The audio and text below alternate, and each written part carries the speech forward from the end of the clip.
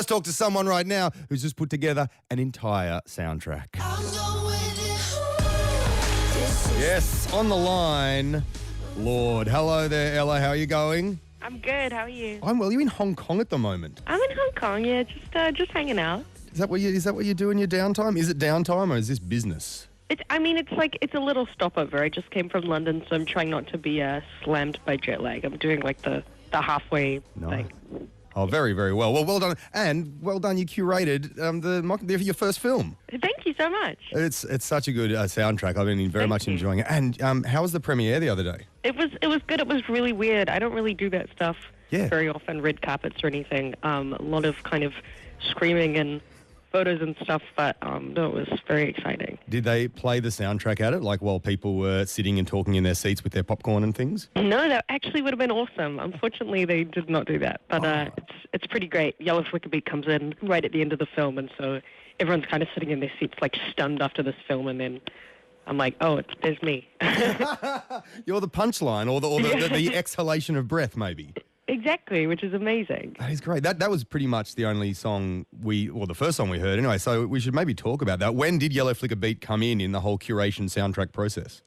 Yellow Flicker Beat was the first thing that we made, and for a long time it kind of stayed a demo. I think we wrote it in July of this year, and it didn't really get finished until, I guess, right before it came out. But that kind of set the tone for everything else and kind of helped me understand what sort of soundtrack it would be. You can talk about a project as much as you want, but it's not until you actually start kind of writing for it that you understand, the tone and the kind of vibe.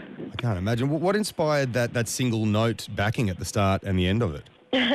I had been listening to a lot of like Negro spiritual standards and kind of just these old folk songs, like Sometimes I Feel Like a Motherless Child, Wayfaring Stranger, Lonesome Traveler, all these like amazing, really vocal-based songs, and I thought that would be a cool kind of starting point for my song. And then I guess we just, I don't know, I was like, the whole time I was like, I want it to feel like we're inside Katniss's head. There's some full-on bits in the lyrics. There's the silver and gold scars, the rope around her neck as well. Yeah, which I took from the book, because there's a song called The Hanging Tree in the books, and, there's this motif of necklaces of rope and, Is that where you got the fingers laced together prison bit as well? No, that's all me. I made that bit up. So is that like lacing together in prayer, or is it something else that you're alluding to? I'm gonna. We can leave that open that's for interpretation. Cool. I like it. So, but that means you've read all the books. Did you do that to do the soundtrack, or was it just on your own? Oh, I'd read the books a few years ago. I think when the first movie came out, because I watched that in the cinemas with my friends, and then I took my little brother, and then I was like, okay, I have to read these.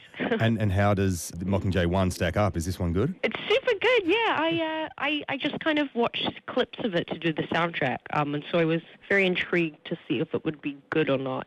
Obviously, I have a vested interest, but it was amazing. It was like not the film that I expected at all. It's very emotionally intense. It's very kind of introverted almost, which is a weird thing for an action movie, but no, it's beautiful. It's like faintly like Kubrick-y at times visually. Like, it's super good. I loved it.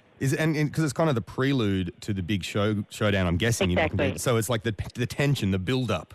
Exactly, and so they had to lay a lot of kind of story work, but no, it's really good. All right, well, I'm going to play, the first song on the soundtrack, the dream team of Stromae, Pusha T, Q-Tip, Haim, and yourself for Meltdown. That is, that's a pretty rad grouping there. Thank you so much. Where did this happen? Did it all happen together? No, it didn't. You wish it happened like that, right? That we all sat in the studio at midnight and, sat around. No, I had my eye on that Stromae beat for a long time. It's on his record, and it's instrumental on his record, and I thought, wouldn't it be cool if someone kind of put something over this awesome beat? Yeah. So I kind of slowly recruited people, and, we received these parts from all over the world and started to put it together. And did you give people characters? Because it seems that Pusha seems like he's from the capital, like a rich dude, while Q-Tip and you are kind of the uprising vibe? Totally. No, I didn't give people characters, but I kind of wrote a little blurb of, because obviously I wrote the hook, so I knew what I wanted the song to be about, and I had this idea of kind of Katniss and her friends having to almost think like the capital in order to take them down, and so I kind of, the way Pusher interpreted it, the way Q-Tip interpreted it were very different and very cool. I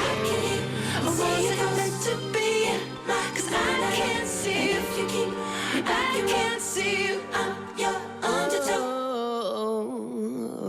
On Triple J, that was Meltdown by Stromae, Pusha T, Q-Tip, Haim, and Lorde, the one who just said this, I believe. And is on the phone right now talking about the Mockingjay soundtrack. Do you write all the bits that you sing on these songs? Are it pretty much all your melodies and lyrics? Yeah, I'd written, with this song, I kind of wrote most of it on the tour bus, and then I took it into the studio with Joel, and he kind of tightened up my melody a bit. It was a little rambling. That's mostly what happened. Long nights on the tour bus, though. It's hard to sort of reel yourself in. No, honestly, you have no idea. Sometimes I would be like, the sun is coming up. I'm still working and the sun is coming up. But the layers that Haim and you are sort of doing at the end are crazy. There's like so much stuff going on. Yeah, we were actually in the booth together, me and the girls, and it kind of, you can hear, that super textural. It's cool. Oh, yeah, Stromae, Pusha T, Q-Tip, Haim, and Lorde. But what about this song, Ella? Shadows in my head, don't need no light. They stay through the night. Charlie XCX, Simon Lee Bond from Duran Duran. And is that a dog? It may or may not be a little distorted dog bark there. It's so good.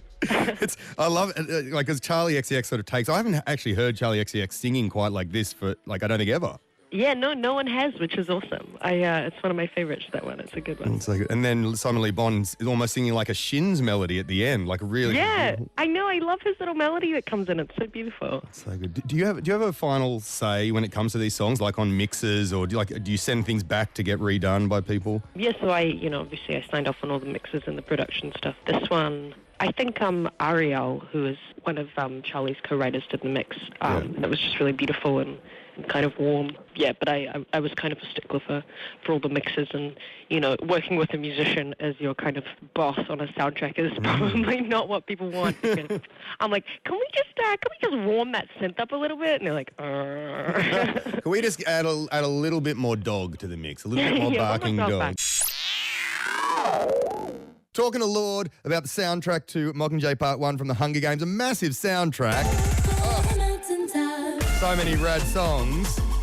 I heard that you had to turn some people down, or at least not use some songs in the soundtrack, including something by David Lynch, who wrote Twin Peaks. Yeah, so Tiny Ruins, who is a beautiful New Zealand musician, and David Lynch have kind of been big mutual fans for a long time, and I thought it would be cool if I kind of linked them up and let them, work on a song together. And they worked on the most amazing song, really quiet, really introverted and beautiful, but I don't know, tonally I felt like it deserved a different project to kind of really do it justice. But it was a good one. It was crazy, getting to call up David, and he's like, hello. Oh my God, hi.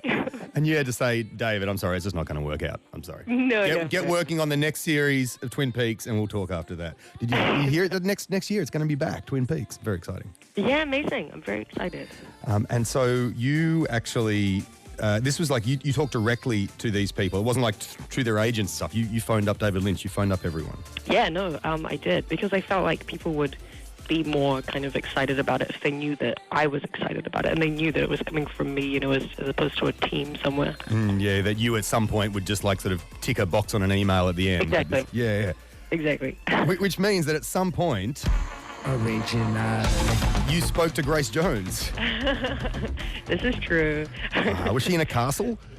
Very hard to know on the phone. True. But probably. What a legend. Such a great dark tune as well. Thank you. It's a good weird one, that one. I was like, I don't know how a lot of these fans are going to react to this, but I have to put it on. It's so good. Man, how do you give someone like Grace Jones direction? She really didn't need it. That song was kind of pretty fully formed when she sent it to me. I was like, this is cool. Yeah. Do you? That's great. And with Kanye reworking Yellow Flicker Beat, was that something he just did that, or did you sort of say, hey, tone my song down a little bit or something? No, that was all him. I didn't really visualize it at all. He said, I had this idea of it doing this, and I was like, what? That is so not a good idea. And then I heard it, and I was like, okay, I see. You got to trust Yeezy. Exactly. Oh, man, there's so many great artists. Now, I have Major Lazer is on that. I've seen you tweeting Diplo about a few things. I can't work out if you're joking when you're talking about him and his tiny penis, or it's the whole Taylor Swift weird thing that he's doing. What's going on there? Basically, me and Wes have this friendship where we love to kind of rag on each other all the time. But, and part of that is not letting your friends get away with saying stupid stuff, I guess. So, I don't know. I mean, I love him. I care about him a lot. And I was also just kind of, ripping on him a little bit. It's good to have that sort of relationship where you can just say, dude, I love you, but come on. That's a silly my thing. fans were pulling up tweets that I had sent to him from like a year ago, and he would say something about, being relevant, and I would say, no, you're not. It's always been like that with him. So. Oh, but he's so good, though. He's going to be here. He's here for Stereosonic. He's going to come out, cool. again. He's so good. He's such a fun dude to have in the studio and write some pretty damn good songs as well. Yeah, no, they're not too bad. I know what I'm doing. You're talking about a revolution. There it is. Wait. Hey, Chemical Brothers, Miguel, and Lorde throwing a line in right there from the soundtrack to Hunger Games, curated by Lorde. You're on the phone. Did you actually sing on that, or did they just grab something of yours? I mean, I don't know if you can call that singing, but I did whisper that one line. There it is. Wait. And was it your idea to put Miguel, who, a very different world to the Chemical Brothers, together? Yes.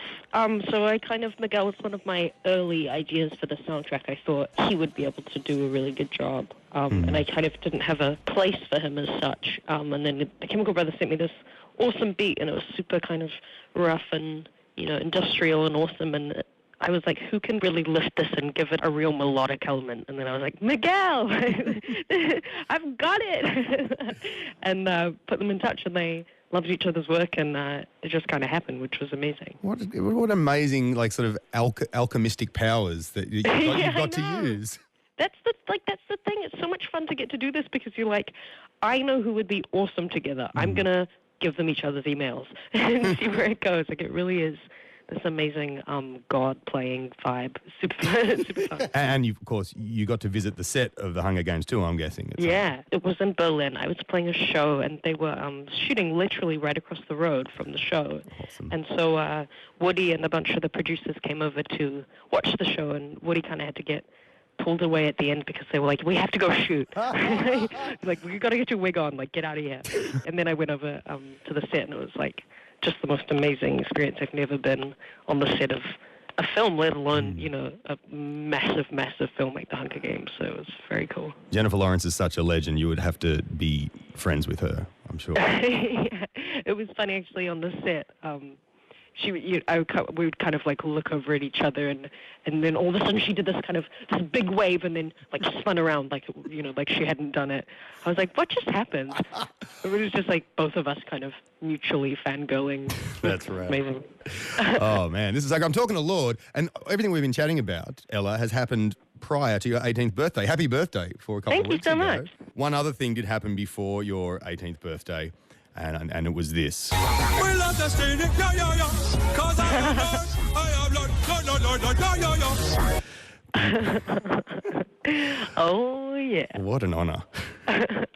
It's pretty great. A lot of people now refer to me as Randy Marsh. I'm fine with that. Yeah, of course. Have you spoken to Trey and Matt about it, or was it just sort of from afar? No, yeah, it's definitely been from afar, but it was very cool. When I first found out that I was on South Park, I was like, oh God, what have they done to me? Because I'm kind of an easy target for South Park.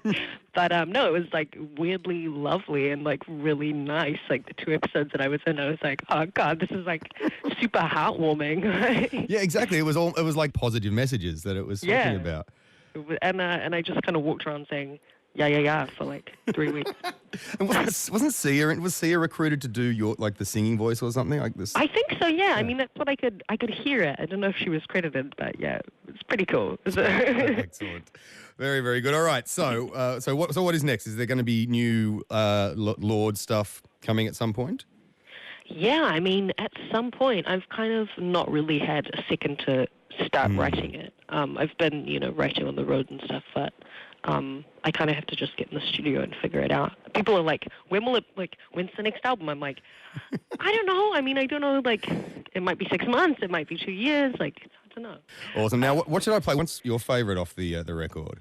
what's my favorite of the record? It's a What horrible haven't thing we to played? say, isn't it? I love them all, but I really like Lost Souls by Rory. I think that's a good one. Oh yeah, get it ready to go. I'm just gonna that Rory song that we've been playing here, God's Whisper. God's Whisper, yeah. Like the da da da da. Yeah, Yeah. that was rad. Yeah, so That was a good rendition of it. Just Thank then. you. And- Da, da, da, da.